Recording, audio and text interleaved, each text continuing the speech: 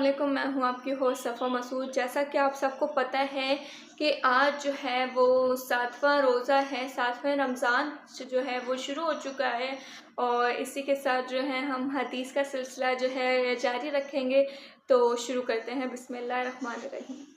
हुज़ूर अक़दस सल्लल्लाहु अलैहि वसल्लम का इरशाद है कि कोई बंदा ऐसा नहीं कि ला इलाहा इल्लल्लाह कहे और उसके लिए आसमानों के दरवाजे ना खोले जाएं, यहाँ तक कि ये कलमा सीधा अर्श तक पहुँचाता है, बशर्ते कबीरा गुनाहों से भी बचाता है।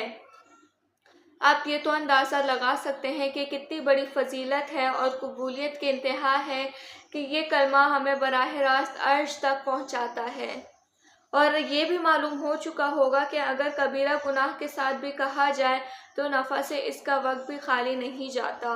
हुज़ूर अकरम सल्लल्लाहु अलैहि वसल्लम ने इरशाद फरमाया कि हक़ ताला फरमाते हैं कि मैंने तुम्हारी उम्मत पर 5 नमाज़ें फ़र्ज़ की हैं और इसका मैंने अपने लिए अहद कर लिया है कि जो शख्स इन 5 नमाज़ों को वक्त पर अदा करने का एहतमाम करे उसको मैं अपनी ज़िम्मेदारी पर जन्नत में डाल दूँगा, और जो शख्स इन 5 नमाज़ों को वक्त पर अदा ना करे तो उसकी मुझ पर कोई ज़िम्मेदारी नहीं।